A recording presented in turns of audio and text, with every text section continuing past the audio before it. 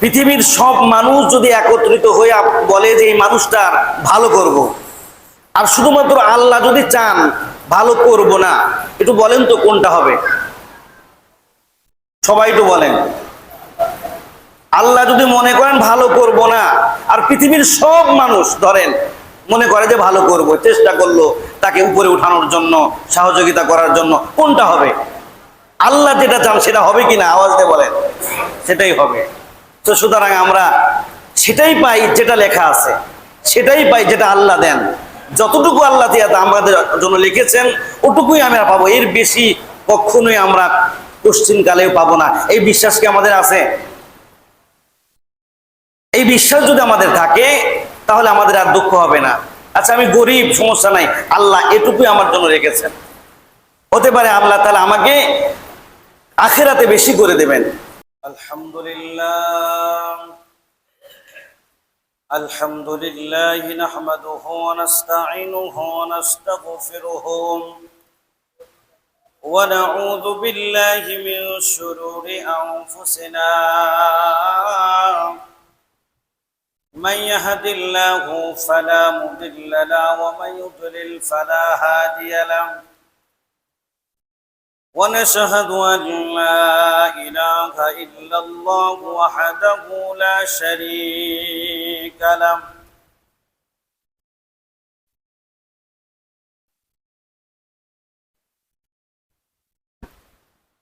ونشهد أن سيدنا وسندنا وحبيبنا ومولانا محمدا عبده ورسوله الذي أرسله بالحق بشيرا ونذيرا وداعيا إلى الله بإذنه سراجا وقمرا منيرا. فقد قال الله تبارك وتعالى في كلامه المجيد والفرقانه الحميد. সকলে জোরে সোরে মুহাব্বতে পড়ুন আউযু বিল্লাহি মিনাশ শাইতানির রাজীম. বিসমিল্লাহির রহমানির রহিম. ইন্নাল্লাহা ওয়া মালাইকাতাহু ইউসাল্লুনা আলান নবী ইয়া আইয়ুহাল্লাযীনা আমানু সাল্লু আলাইহি ওয়া সাল্লিমু তাসলিমা. বালাগাল উলা বিকামালিহি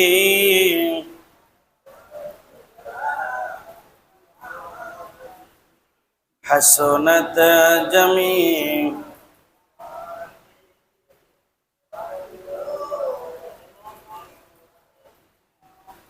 या रब करम तो अगर करे ओ बात ज़बां को जो दिल पर असर करे. बलगल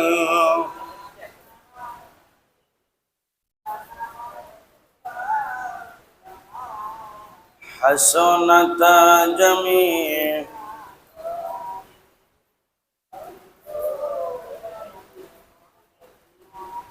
तो कुजा सुन्नत अहमद कुजा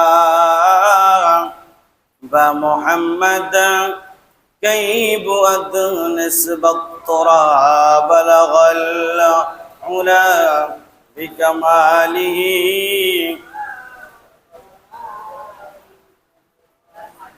हसनत जमी खिसालिही. सल्लू नहमदुहु व नुसल्ली अला रसूलिहिल करीम. अम्मा बाद সকল প্রশংসা সেই মহান রব্বুল আলামিনের জন্য, যে মহান রব্বুল আলামিন আমাদেরকে জুমার নামাজের মতো অত্যন্ত তাৎপর্যপূর্ণ গুরুত্বপূর্ণ একটি নামাজে আল্লাহ তাআলা আমাদেরকে আসা এবং বসার মতো তৌফিক দিয়েছেন। আসুন আমরা সকলে মিলে অন্তরের অন্তঃস্থল থেকে সবটুকু আবেগ উচ্ছ্বাস উজাড় করে দিয়ে জোরে সোরে বলিষ্ঠ কণ্ঠে কালিমাতুশ শুকুর পড়ছি। সকলেই বলছি আলহামদুলিল্লাহ। সমস্ত দরুদ বর্ষিত হোক সেই মহান মানবতার মুক্তি দিশারি আরবের মরুদুলাল সরকার দু আলম সঈদুস সাকালাইন সাহেব কিবলাতাইন ইমামুল আইম্মা আহমদ মুজতবা মুহাম্মদ মুস্তফা, সকলে জবান খুলে পড়ি সাল্লাল্লাহু আলাইহি ওয়া আলিহি ওয়া সাল্লাম। সম্মানিত মুসল্লিয়ান কেরাম, আল্লাহ পাক রব্বুল আলামিন আমাদেরকে সুস্থ রেখেছেন। সুস্থতার সাথে আল্লাহ তাআলা আমাদেরকে পায়ে হেঁটে মসজিদ পর্যন্ত আসা এবং বসার মতো তৌফিক দিয়েছেন এবং আল্লাহ তাআলা আমাদেরকে সুস্থ রেখেছেন। সব থেকে বড় কথা, আল্লাহ তাআলা আমাদেরকে জীবন বা এখনো বাকি রেখে জীবন দান করেছেন। সেই জন্য অন্তরের অন্তঃস্থল থেকে আরেকবার জোরে সোরে বলছি আলহামদুলিল্লাহ। একটি সূরা নিয়ে আমরা আলোচনা করছিলাম। সূরাটার নাম হচ্ছে সূরাতুল মাউন। গত সপ্তাহে বলেছিলাম যে মাউন শব্দের অর্থ হলো আমাদের সংসারের খুঁটিনাটি যে বিষয়গুলো, যেমন কিছু জিনিস যেটা একজনের না থাকলে আরেকজনের কাছে চেয়ে নেয় যে আমাকে একটু কোদালটা দাও, আমি কাজটা সেরে আবার তোমাকে দিয়ে দেব, আমাকে একটু শাবলটা দাও অথবা একটু ঝাড়ুটা দাও, যে কোনো থালা বাসন হতে পারে, মানে এমন জিনিস যেটা বাড়ির পাশের মানুষ আরেকজনের কাছে চাইতে পারে। এই সূরাটার মধ্যে মাউন শব্দটা আছে বিধায় সূরাটার নামকরণ করা হয়েছে মাউন। এই কুরআনুল কারীম আল্লাহ তাআলা আমাদেরকে দিয়েছেন পড়ার জন্য, বুঝার জন্য, মানার জন্য। কথা বলেন ঠিক কিনা? যে ব্যক্তি পড়বে, বুঝবে, মানবে, ওই ব্যক্তি সফল কাম হবে। বলেন সুবহানাল্লাহ। যে ব্যক্তি পড়বে না, বুঝবে না, মানবে না, শুধু শুধু ঝগড়া করবে, বিবাদ করবে, অহংকার করবে, কটূক্তি করবে, আল্লাহ তাআলা তাদের জন্য রেখেছেন ভয়াবহ যন্ত্রণাদায়ক শাস্তি। দুনিয়াতে যতই মানুষ লাফালাফি ফালাফালি করুক, একজন আরেকজনকে তিরস্কার করুক, এটা কোনো লাভ নাই। কারণ এই পৃথিবী থেকে আমরা সবাই চলে যাব। এই পৃথিবীতে 2 টাকার মানুষ হয়ে আমরা বাহাদুরি করি, আমি খুব বড় লোক, কিন্তু এই বড় লোকের কোনো দাম আল্লাহর কাছে নাই। আল্লাহ তাআলা শুধু আপনার সংসারকে নয়, পুরা পৃথিবীতে যত সম্পদ আছে, পুরা পৃথিবীটাকে আল্লাহ তাআলা মাছির ডানার সাথে তুলনা করেছেন। মাছির ডানার কি পরিমাণ দাম আছে আমাদের কাছে? একটু আওয়াজ দিয়ে বলেন তো, মাছির ডানার কি কোনো দাম আছে? আল্লাহ তাআলা বলেন তোমাদের কাছে মাছির ডানার যে দাম, তার থেকেও কম দাম পুরা দুনিয়ার সম্পদ, পুরা দুনিয়াটা আমি আল্লাহর কাছে। একটু জোরে বলেন সুবহানাল্লাহ। এই দুনিয়ার চাকচিক্যে, এই দুনিয়ার মায়া মমতায় পড়ে যদি তুমি আখিরাতের জীবনকে ভুলে যাও, তাহলে তুমি অত্যন্ত কঠিন একটা সময় পার করবে। তোমার সামনে অত্যন্ত দুর্দিন আছে, যেদিন তোমরা উপকারকারী, কেউ উপকার করবে এরকম কোনো লোককে তোমরা খুঁজে পাবে না। এখন হয়তো অনেকে আমাকে বলবে যে আমি তোমাদেরকে উপকার করব, এই করব, সেই করব, কিন্তু আসল উপকারকারী যিনি, একটা কথা চিন্তা করেন। এই জন্য আল্লাহ তাআলা দুনিয়াতে আমাকে সম্পদ কম দিয়েছেন। এটাও আপনারা সকলে ভালোভাবেই জানেন। আল্লাহ রাসূল হাদিসে বলছেন, দুনিয়াতে যার সম্পদ কম হবে, আখিরাতে তার হিসাব নিকাশ সহজ হবে। জানেন কি জানেন না? আমরা সবাই কিন্তু জানি, কারণ তার ধন সম্পদ বেশি, সে কি করতে মানে হিসাব দিতে দিতে মানে অনেক সময় লেগে যাবে। হাদিসে আসছে যে একজন গরিব ব্যক্তি ধনী ব্যক্তির 500 বছর আগে সে জান্নাতে চলে যাবে। একটু বলবেন না সুবহানাল্লাহ। তো সেই জন্য দুনিয়া যে আমাদের কাছে একটা পরীক্ষার একটা ঘর, পরীক্ষার একটা হল, এটা অনেক সময় আমরা ভুলে যাই। এই জন্য পরীক্ষার খাতায় না লিখে আমরা অন্য খাতায় লেখা শুরু করি, অন্য কিছু আজে বাজে লিখি। এটা উদাহরণ কেমন, যেমন একটা ছেলে এসএসসি পরীক্ষার হলে গেছে, সারা রাত পড়ছে, তো এসএসসি পরীক্ষার হলে গিয়ে খুব ক্লান্ত, অলসতা, হাই উঠতেছে, কিছুক্ষণ পরে ঘুমায় গেছে। তখন জাগ্রত হয়েছে যখন বেল পড়ে গেছে, এখন আর সময় নাই, বেল পড়ে গেছে, তখন জাগ্রত হয়েছে, দেখে যে রে সবকিছু কমন, কিন্তু লেখার টাইম, কথা লেখার টাইম নাই। আমাদের অবস্থা এমন হবে, আরে জীবন তো শেষ হয়ে গেল, আরে নামাজ তো ভালো করে পড়তে পারলাম না, জীবনে শুধু মানুষের গীবত করেই গেলাম, মানুষের শুধু অপকার করে গেলাম, মানুষের সমালোচনা করে গেলাম, আমার ভিতরে কি আছে তা তো কোনোদিন আমি দেখলাম না। যদি আমরা একটু চিন্তা করে দেখি, আমরা একজনের উপর আঙ্গুল তুলি, আঙ্গুলটা একটা আঙ্গুল থাকে তার দিকে, কিন্তু বাকি 3টা কোন দিক থাকে বলেন? নিজের দিকে। থাকে কি থাকে না? কথা বলেন, থাকে কি থাকে না? তো আমি কোনোদিনই ভাবছি আমি কেমন। যদি আমরা সবাই সবার দোষটাকে খুঁজতাম তাহলে এত সমস্যা হইতো না।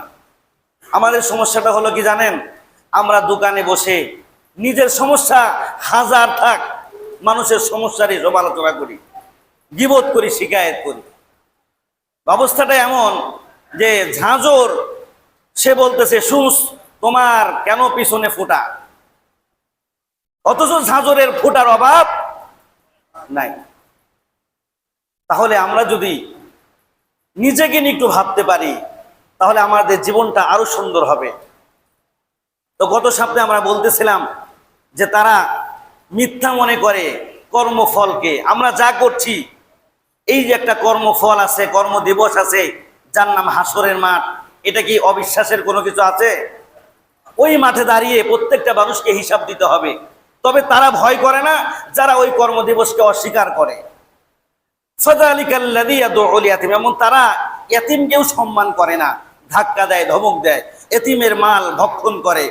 ওয়ালা ইয়াহুদ্দু আলা তুআমিল মিসকিন, তারা তো নিজেরাও এতিমকে পছন্দ করে না, তাদের মাল অবৈধভাবে কি করে ভক্ষণ করে, ধাক্কা দেয়, মানে তাদের সাথে সদাচরণ করে না। অন্য কেউ মিসকিনদেরকে খানা খাওয়ানোর ব্যাপারে উদ্বুদ্ধ করে না। এরা হচ্ছে তারাই যাদেরকে আল্লাহ তাআলা বলেছেন যে তারা কর্মফলকে মিথ্যা প্রতিপন্ন করে। এরপরে আল্লাহ তাআলা বললেন যে তারা হলো এরকম আল্লাযীনা হুম ফাওয়াইলুল লিল মুসাল্লিন। আল্লাহ তাআলা বললেন যে শুধু বেনামাজিদের দুর্ভোগ না, কিছু নামাজেরও দুর্ভোগ আছে। ফাওয়াইলুন, আল্লাহ তাআলা বললেন ওয়াইলুন শব্দের অর্থ হলো ধ্বংস, লিল মুসাল্লিন কিছু মুসল্লিদের জন্য ধ্বংস। এখন প্রশ্ন আসতে পারে, হুজুর আমরা নামাজও পড়ি আবার ধ্বংস কেন? তো আল্লাহ তাআলা বললেন আল্লাযীনা হুম আন সালাতিহিম সাহুন, যে ওই মুসল্লিদের জন্য ধ্বংস, বা ওই মুসল্লিরা ওয়াইল নামক জাহান্নামে যাবে, যারা আল্লাযীনা হুম আন সালাতিহিম সাহুন, যারা কি করে অলসতার সাথে অলসতা বশত নামাজ আদায় করে। যেমন মনে করেন 5 ওয়াক্ত নামাজ পড়ে না, জুমার দিন আবার আসে, মানুষ বলবে যারে না গেলে তো হয় না। দেখবেন নামাজের অবস্থা, দাঁড়াইছে, এভাবে দাঁড়াইছে, চোখ বন্ধ, ঢুলতেছে, এটা দিয়ে খেলতেছে, ওর এদিকে তাকাচ্ছে, ওদিকে তাকাচ্ছে, নামাজের মধ্যে কোনো মন নাই, অলসতা বশত নামাজ পড়ে। আবার কিছু দেখবেন যে মা বোনদের মধ্যেও আছে, আমাদের মধ্যেও আছে, যে নামাজের সময় হয়ে গেছে, পড়তেছে না, অপেক্ষা করতেছে, শেষ টাইমে তাড়াহুড়া করে নামাজ পড়ে। আসেরা নাই? বাড়িতে আমরা যারা পড়ি এরকম হয় কি হয় না? তো হাদিসে আসছে যে নামাজের ব্যাপারে আউয়াল ওয়াক্ত, আজান হওয়ার পরক্ষণে জামাতের টাইমে আপনি যদি জামাতে শামিল হতে নাও পারেন, মা বোনেরা আছে তারা সব কাজ ফেলে রেখে আগে একটা কাজ করতে হবে, সেটা হলো আল্লাহর হুকুম আদায় করতে হবে। যে কথা বলেন ঠিক কিনা? কথা কি বোঝা যায়? তো আল্লাহ তাআলা আমাদেরকে যেই 5 ওয়াক্ত নামাজ দিয়েছেন, এটা অলসতা করে নামাজ যারা পড়বে তাদের জন্য আল্লাহ তাআলা বলেছেন যে মুক্তির কোনো উপায় নাই। এই অলসতাকে ব্যাখ্যা করা হয়েছে কয়েকভাবে। 1 নাম্বার বললাম যে নির্ধারিত টাইমে পড়ে না, শেষ টাইমে তাড়াহুড়ো করে নামাজ আদায় করে। যদি কেউ ঘোষণা করত যে ব্যক্তি ভালো করে 5 মিনিট ধরে 4 রাকাত সুন্দরভাবে নামাজ আদায় করবে, তাকে একটা পুরস্কার দেওয়া হবে এবং তার সামনে সৈন্যরা থাকবে, তাকে পরীক্ষা করবে যে সে মনোযোগ দিয়ে নামাজ পড়ছে কিনা। তাহলে ওই ব্যক্তি কিভাবে নামাজ পড়তো? সুন্দর করে সূরা কেরাতগুলো আস্তে আস্তে পড়ে নামাজ পড়তো পুরস্কারের আশায়। এই যে আমরা যে নামাজগুলো পড়ি, আমাদের পুরস্কার আছে না নাই? সবাই তো আওয়াজ দেন, আছে না নাই? কিন্তু দেখা যাচ্ছে না। পেঁয়াজ আপনি 1 মণ হাটে নিয়ে গেলেন, সাথে সাথে নগদ টাকা দেখা যাচ্ছে। পাট নিয়ে গেছেন 1 মণ, নগদ টাকা 4000, 3800, 3700, 3500, আছে না নাই? এটা নগদ। এটা করলে আপনি টাকা পাইলেন, আপনার যত কষ্ট দূর হয়ে যাবে। কিন্তু সারা জীবন নামাজ পড়লাম, যখন জান্নাতের সার্টিফিকেট হাতে আসবে তখন আর কিচ্ছু মনে থাকবে না। একটু জোরে বলেন না সুবহানাল্লাহ। আর এত কিছু করার পরেও যাদের জাহান্নামের সার্টিফিকেট হাতে আসবে তাদের আর আফসোসের সীমা, কথা বলেন, সীমা থাকবে না। তো অলসতা বশত যারা নামাজ আদায় করে, নির্ধারিত টাইমে পড়ে না, এটা একটা ব্যাখ্যা যে অলসতা করে নামাজ পড়ান। দ্বিতীয় হচ্ছে নামাজে দাঁড়াইছে, কোনো মতো নামাজ আদায় করতেছে কিন্তু পুরস্কারের আশা নাই। এই নামাজের মাধ্যমে আল্লাহ তাআলা আমাকে জান্নাত দিবেন, আল্লাহ খুশি হবেন, পুরস্কৃত করবেন, এই আশা তার মধ্যে নাই। আরে কোনো মতো পড়লেই হলো, কোনো মতে শেষ করে। যারা বিশেষ করে 5 ওয়াক্ত পড়ে না, তারা নামাজে আসে, মসজিদে আসে, আগের 4 রাকাত সুন্নত পড়ে না। ভাই আছে না নাই? লজ্জার কিছু নাই, এরকম আছে না নাই? আবার যখন সালাম ফিরানো হয়, কিছু মুসল্লি আছে, আপনি যদি বান্দা রাখেন তারপরেও তাকে রাখা যাবে না, আছে না নাই? কিছু মুসল্লি আছে সালাম ফিরাইতে দেরি, মনে হয় যে 1 সালাম ফিরাই দৌড় দেবে, আছে না নাই? না রাগ করতেছেন? এদেরকে বলা হয় নামাজে অলসতা, অবজ্ঞা। আরে ভাই, জুমার নামাজ তো 2 রাকাত না, 2 রাকাতটা হলো মেইন। এই 2 রাকাতের সাথে আরো কিছু আছে না নাই? মনে করেন যে খাবার খেতে গেলেন, মেইন খাবার ভাত আর গোস্ত, দই না খেয়ে কে আমরা আসি? আমরা কিন্তু দইটা খেয়ে আসি, যে ফিনিশিং হলো না। তো আমরা এসে যদি সুন্নতটা না পড়ি, মসজিদের হক, আল্লাহ তাআলা রাসূলের সুন্নাত আদায় করলাম না, বসে বললাম, তারপরে কোনো মতো যখন দাঁড়াইলো তখন আমরা নিয়ত না বাইরে একবারে শেষ টাইমে নিয়ত বাঁধলাম, আগ পর্যন্ত হরগোল এর সাথে কথা সাইড টকিং করলাম, করার পর যখন রুকুতে যাবে ইমাম সাহেব আল্লাহু আকবার, গেলাম, শেষ করার 1 সালাম ফেরানোর পরেই দেখবেন যে অর্ধেক উঠে চলে গেছে, আর অর্ধেক দ্বিতীয় সালাম ফিরায়। বলতে পারেন যে না হুজুর সালাম ফিরাই যায়, কিন্তু সালাম ফিরে যাওয়ারও কোনো কি নাই, অবকাশ নাই। এই কথাটা বুঝানোই যায় না কাউকে। 1টা ওয়াক্ত নামাজই পড়তে আসছি, সপ্তাহে আর পড়ি না, 1 ওয়াক্ত নামাজ, তারপরেও আপনি কি আমরা সঠিক মতো আইসা সর্বপ্রথম 2 রাকাত তাহিয়াতুল ওযু পড়লাম, 2 রাকাত নফল পড়লাম। আরে ভাই, সপ্তাহে তো 1টা দিন, কিন্তু এর মধ্যে অলসতা আছে না নাই? সবাই একটু কথা বলেন, অলসতা আছে না নাই? এই কথাগুলো আমি না বললে কে বলবে বলেন? এই কথাটা আমি কিভাবে বুঝাবো যে 2 রাকাত নামাজে জুমার নামাজ হয় না? আরো কিছু নামাজ এর সাথে আছে না নাই? যারা পড়ে না তারা নামাজে অলসতা করলো, আর অলসতাকারী নামাজ সেটা আল্লাহর দরবারে কবুল হবে না। ঠিক তেমনি ভাবে ওয়াক্ত নামাজের পর কিছু দোয়া আছে। আপনার কঠিন কাজ, তারপরেও মনকে একটু বুঝাইলেন যে 2টা মিনিট সময় যদি আমি আল্লাহকে দিয়ে যাই, হতে পারে কাজে আল্লাহ তাআলা বরকত দিতে পারেন। পারেন কি পারেন না? বলেন, পারেন কি পারেন না? যে আল্লাহ আমাকে ব্যস্ততা দিয়েছেন, ওই আল্লাহ আমাদেরকে অবসর করে দিতে পারেন। পারেন কি পারেন না বলেন? আমরা বেঁচে থাকতেও অনেকে অবসর হয়ে গেছে। আজকে আমি মারা গেলে সব কাজ পড়ে থাকবে, সব কাজ পড়ে থাকবে এমনটা না, হবে অন্যের মাধ্যমে হবে, কিন্তু আমি নাই, জালাল ইস্তেগাল, সব ব্যস্ততা শেষ। আর আপনার আমার জীবনে জুমার নামাজটা হলো না। আপনি হুজুর, আপনি কেমন দিন বললেন আল্লাহ আল্লাহ আমি তো জুমার নামাজ পড়ছি, আজ একটা ছোট বাচ্চা পড়ছে, হুজুর আমি প্রতিদিন নামাজ পড়ি। তুমি প্রতিদিন কয় ওয়াক্ত পড়ো? কয় যে প্রতি শুক্রবারে নামাজ পড়ি। তাহলে ওর একটা মেসেজ পাইছে যে নামাজ প্রতিদিন না, নামাজ হলো শুধু শুক্রবারে। আমরাও অনেক সময় মানে শুধু প্রতিদিন নামাজ পড়ি না, মাত্র শুক্রবারে আসে। আচ্ছা আসলেন, সমস্যা নাই, অন্তত নামাজটাও পরিপূর্ণভাবে জুমার নামাজটা পড়ার দরকার আছে না নাই? সবাই একটু কথা বলেন। একটা ওয়াক্ত নামাজই তো পড়বো, একটু সময় যদি আমি দিয়ে আগে অন্তত 4 রাকাত, পরে অন্তত 4 রাকাত পড়ে গেলেও মোটামুটি হয়, কিন্তু আমরা তাও করি না। একে বলে নামাজে অলসতা। আর একটা ব্যাখ্যা বলেই শেষ করবো, খুব খেয়াল করেন। অনেকে আছে যে আসরের নামাজ বেলা একটু গরু, শেষ সময়ে 4টা ঠোকর বেরিয়ে নামাজ আদায় করে। অনেকের নামাজ আছে ঠোকর মারে, এভাবে এভাবে এভাবে, মানে ভালো করে সেজদা দিয়ে উঠে বসে না, আবার ভালো করে দাঁড়ায়ও না। ওই ব্যক্তিটা ওইভাবে নামাজ আদায় করে, নামাজ কোনোদিন শেখেও না। বলতে পারেন যে হুজুর আপনি কি কোনোদিন আমাদের নামাজ শিখাইছেন? অনেক চেষ্টা আমি কিন্তু করেছি, আপনারা কেউ আসেন না। এই যে বর্ষার সময় নামাজটা একটা শিখার জিনিস, এর মাধ্যমে বিশাল বড় জান্নাত পাবেন, তাহলে এটা শেখার দরকার আছে না নাই বলেন? বিসিএস ক্যাডার হওয়ার জন্য কত অক্লান্ত পরিশ্রম ছেলেরা করে, কারণ কারণ একটা স্বস্তি আসবে, একটা ভালো একটা অ্যামাউন্ট বেতন পাওয়া যাবে, সুন্দর একটা লাইফ লিড করা যাবে।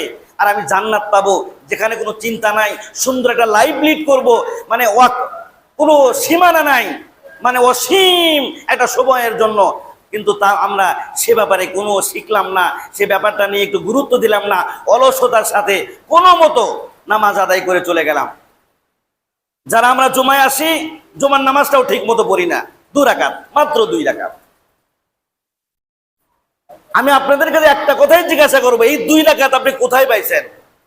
কেউ কি আপনাকে বলছে যে 2 রাকাত নামাজ পড়লে জুমার নামাজ হবে? 2 রাকাত নামাজ পড়ে আপনি যদি চলে যান তাহলে আপনি গুনাহগার হবেন। আগের 4 রাকাত নামাজও মুআক্কাদা, পরের 4 রাকাত নামাজও মুআক্কাদা।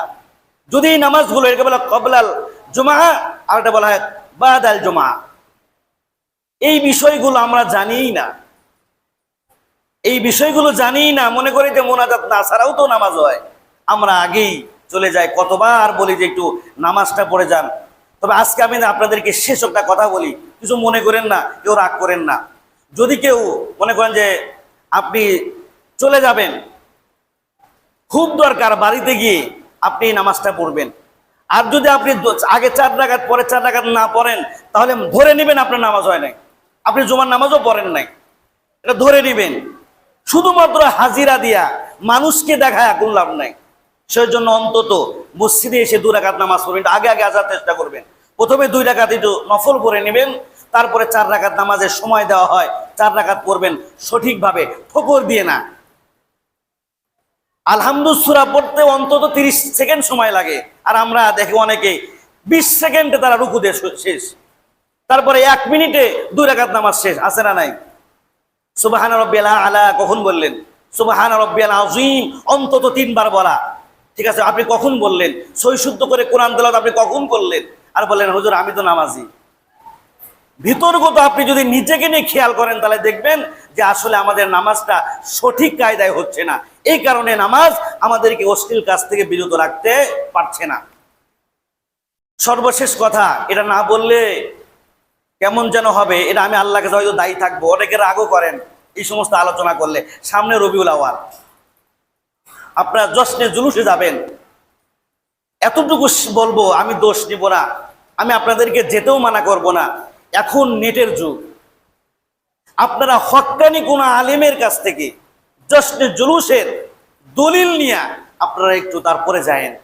এটা এই শেষ কথা, আমি বেশি কিছু বলবো না। করবেন কি করবেন না, হবে কি হবে না, ঠিক আছে, জায়েজ আছে কি নাই, কিছুই বলবো না, কারণ এর অনেক বিভিন্ন কথা মতামত আছে। এতটুকুই বলবো, ভালো কোনো আলেমের মতামত নিয়ে আপনারা জশ্নে জুলুস করেন। কারণ রাসূল সাল্লাল্লাহু আলাইহি ওয়াসাল্লাম জন্মের পরে সাহাবারা ইচ্ছা করলে জশ্নে জুলুস করতে পারতেন, কোনো প্রমাণ নাই। 604 হিজরিতে বাদশাহ আবু সাঈদ উনি এই জিনিসটা প্রচলন করেছেন।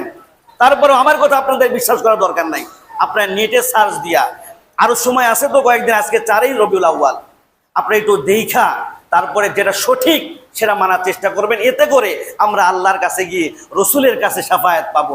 আর যদি রসুলের মত না নিয়া যদি আমরা বাড়াবাড়ি করি অথবা সারাসারি করি, তাহলে আল্লাহ রসুল আমাদেরকে শাফায়াত করবেন না। যতই আমরা দাবি করি আশিকে রাসূল, দাবি করলে হবে না।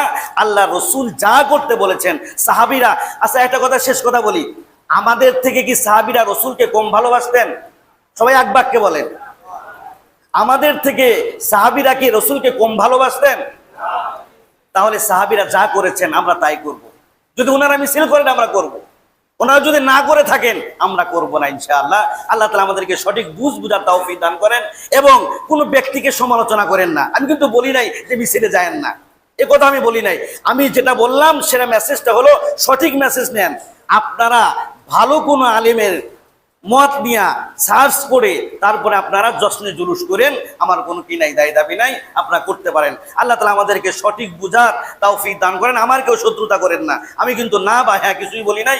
আপনাদের উপর দায়িত্ব দিলাম যে এখন নেটের যুগ, গুগলকে বললে, ইউটিউবকে বললে যে ওই ইউটিউব আমাকে একটু রবিউল আউয়াল সম্পর্কে দেখাও, ও দেখায় দিবে। লিখতে হবে না, আপনি টিপ দিবেন, বললেই দেখাবে।